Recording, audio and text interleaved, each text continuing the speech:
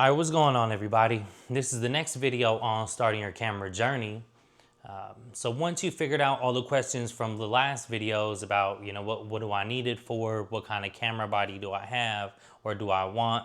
And what kind of budget do I have for that and the lenses, right? I'm not going to talk to you about data, about real specific things. I'm just talking to you from a normal person's perspective to another normal person's perspective. Not someone who has money or someone whose parents have money to where they're just giving you things, that kind of stuff. So now you might be thinking, well, now that I have a camera body, Raphael, what kind of lens do I need? Or what other things am I going to need, right? If you just want to do vlogging, if you just want to do simple things, it's not going to tire your arm out from holding it out, then I would just suggest you getting like an action cam or a DJI or something like that that's low-key handheld that you could just take anywhere you go. If you want to do food reviews, if you want to just do small videos, that's what you need to be getting. All right, little vlogging, stuff like that. That's all you need. You don't need this expensive stuff. And you can take those underwater. You could do actiony things if you just so happen to do other stuff, right? So next. So yeah, if you're doing all that, you could just skip the rest of the video because you got what you need. All you need is mics and or audio, but we're going to talk about that later. So, okay. Now that you have the camera body, you can choose the lenses first, but here's a couple of things that I suggest that you have on hand, maybe before you get the lens or right when you get this next lens. You have to think about a lens cloth, because you don't want to sit there and rub it with your shirt. They're made out of cotton. They're made out of other things that could possibly scratch the layer that's on top, because they all have a protective layer, especially the more premium lenses. So you don't want to mess that up. All right, so a lens cloth. Equally as important, some sort of way for you to blow the air and the dust off of the lens before you even start rubbing it, because you don't want to rub anything.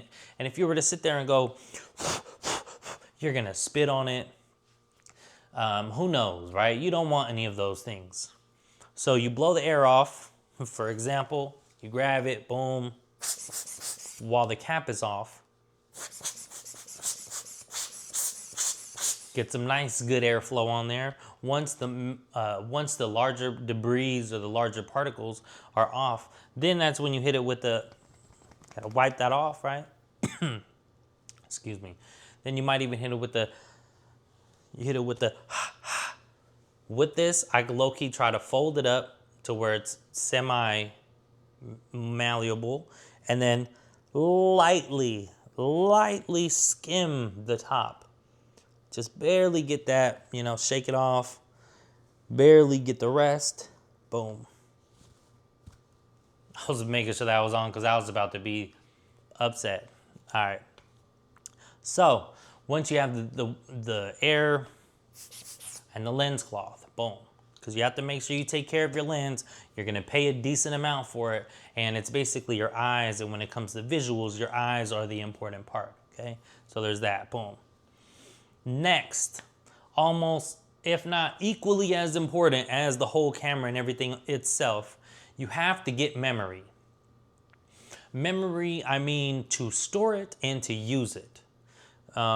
So I have Lexar. I think right now I have a 256 gig and a 112. I don't know what kind of gig my other memory card is. I also have the Delkin Devices Black. I don't know if you guys can read that. Delkin Devices, whatever. Anyway, it's 128 gigs. It has to be V90 if you want 4K 120, if you want 4K 60 or 6K sampled, whatever. If you want those, then if you want to shoot fast with pictures, because I do both, you're going to have to get a V90. Because a V90 allows a lot of information to be written at once, so your camera doesn't have to buffer. All right.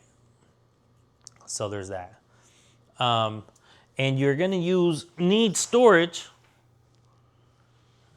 and you're going to need a decent kind of storage. So I recommend SSDs, and I use Samsung Portable. I don't know if there it is. Samsung Portable.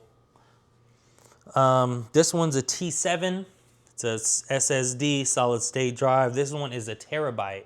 Now, I was given some information about those while I was at the Best Buy. Basically, it was another photographer guy, allegedly, and he was saying the SSDs are better than the larger one. I also have the larger one here somewhere, but it's better than the larger one because the larger one has like a disc or a CD on the inside of it, and you don't want that to ruin everything that you have. So you want to have multiple of these because you have to unload your card, obviously, into something, and then depending on how much time you have during the next shoot or up and coming shoots, you just have to be able to just unload it and go.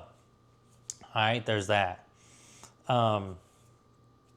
So you need memory for this, and I suggest a little bit more than 128, but if all you have is 128, that's fine too. Because obviously that's good. And then if you have like a R5 or something that has a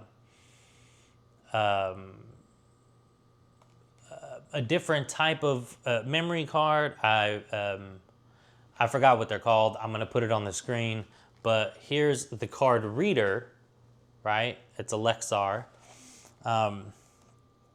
CF Express card is what they're called, and this is the card reader. You're gonna need a pretty good card reader because you don't want it to take forever. The better your cards, the faster your cards, the faster your memory, the faster you'll be able to offload and go through them without them crashing. Also, you don't want to overload or load this as much as you can because and like any memory, like your phone, like anything, it'll lag, it could possibly crash, and possibly have everything that you have in there unusable or unreadable, and you don't want that, right? Especially if it's a project that you have, if it's something that you care about, a video, some sort of wedding, something, you don't want it to mess up in any way, all right?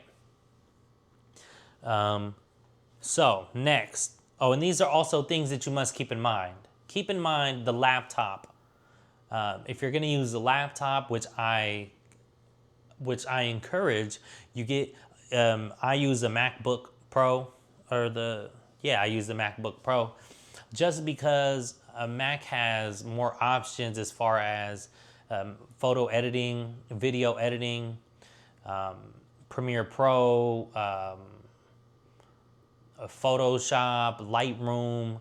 Then there's Final Cut Pro if you want to do videos for editing and stuff like that. There are free ones, but you know how that goes, right? All right. Next. You can get a PC too. A PC's fine. You just can't be too mobile with that. So that's why I didn't choose to get a PC. And that's, for editing, faster management. If you don't want that, then I suggest you buy a dongle. This isn't a dongle for the phone, but this is somewhat like, I think they call it a hub. So that has stuff for the memory cards, for the USBs, for all that, right? So you need one of these. Next. If you're doing it purely from the phone, then you need the dongles to plug into your phone so you could do whatever you want to do with that. There's that.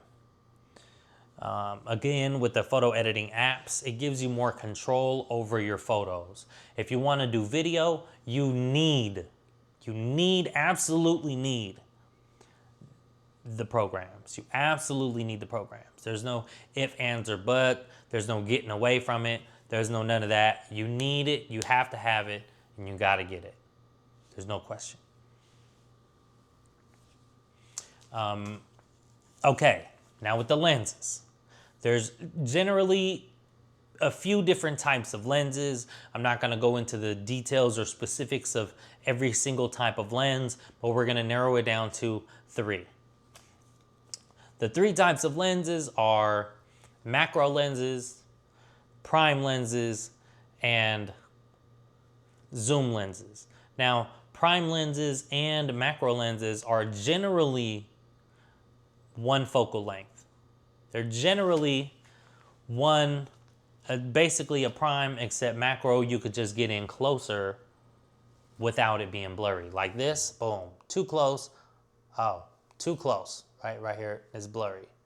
Not blurry right here. So here, too close, boom, not too close. All right, so there's that, boom. I'm a little washed though, it seems. It's okay. Anyway, so you might be asking, hey, Raphael, well, what's the difference between all those? You just explained macro. Let me explain everything else. But first, regardless of if you want a macro lens, if you want a prime lens, or a zoom lens, you're going to need one with the widest aperture you can. It's basically the f-stop or the t-stop number, and you need to have it as low as you can before, hold on, and you need to have it as low as you can just to absorb as much light as you can. With video, you're going to need a low f-stop or a low t-stop just because you may deal with low lighting. You may deal with evening shots. So you're going to need something that's going to capture as much as you can so you don't raise your ISO up too high, because that'll leave the image looking a little fuzzy or noisy is the term. Okay, so also, you want a low f-stop and a low t-stop to give good background separation. Like you see here, it's a little blurred out, right? And that's what you want.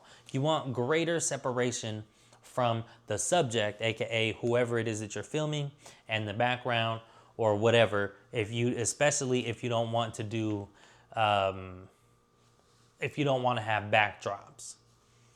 But with photos, you want that separation. You don't want the trees in the background, or if there's anything in the background, you want all the attention on the subject. And that's the point, to have a low f-stop or a low t-stop or a wide aperture, as they call it. So,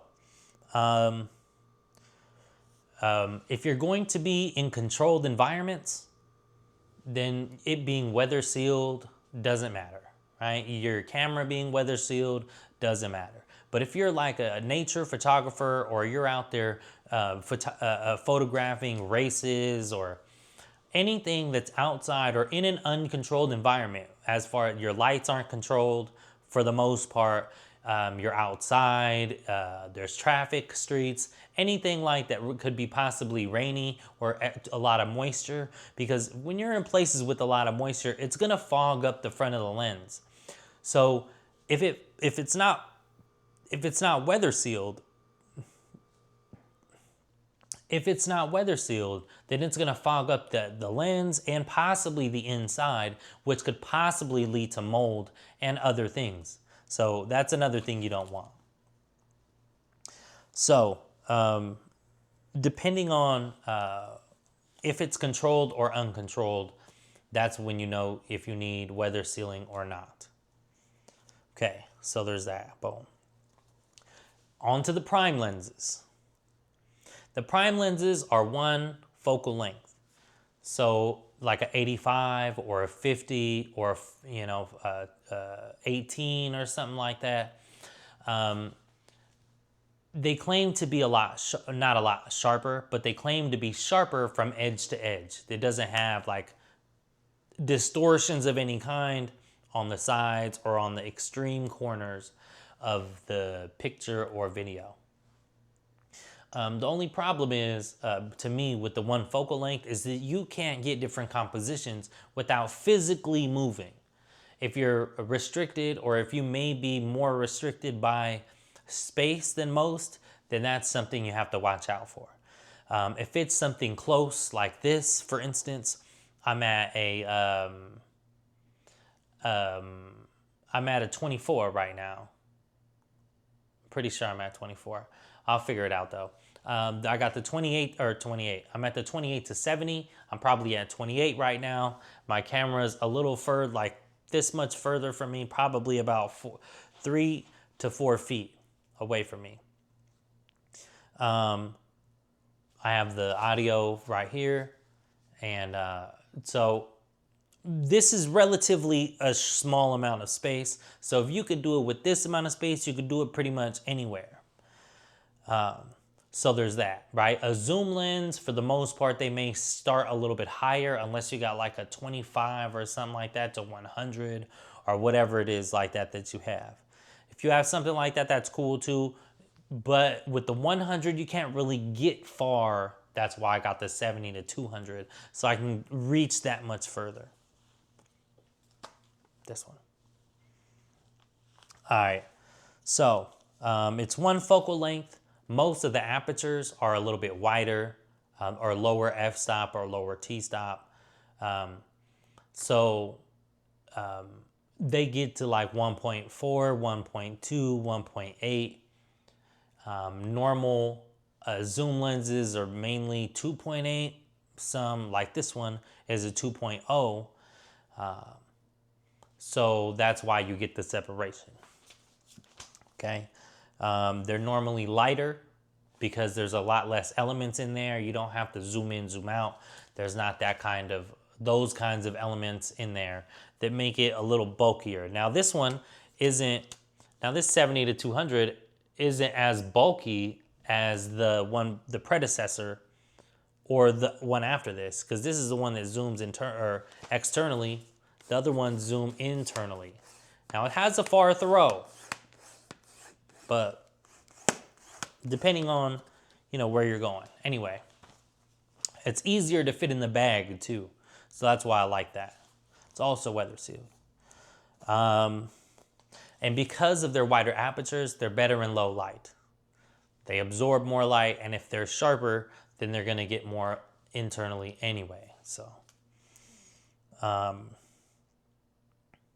has a shallower depth of field, AKA amount of focus. The depth of field, think of it as a slice of focus. The lower the aperture or the lower the f-stop, the thinner that space is. And then you could think of it like a wave or a sheet that flows through, and that's where you focus on. That is the focusing width or focusing amount that it has.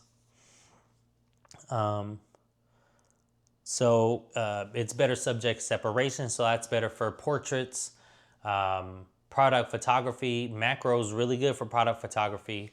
There's probably landscapes and property or realty, so you can catch all of it at once. If all you're doing is podcasting and stuff like that and you want a nice professional look, then hey, that's what I suggest, the lowest f-stop or the widest aperture you can get. But the wider the aperture, the more expensive. So you have to think about that as well. Is that little bit more of separation worth all of that money? Because you're gonna pay a pretty penny. So let's not stray away from that.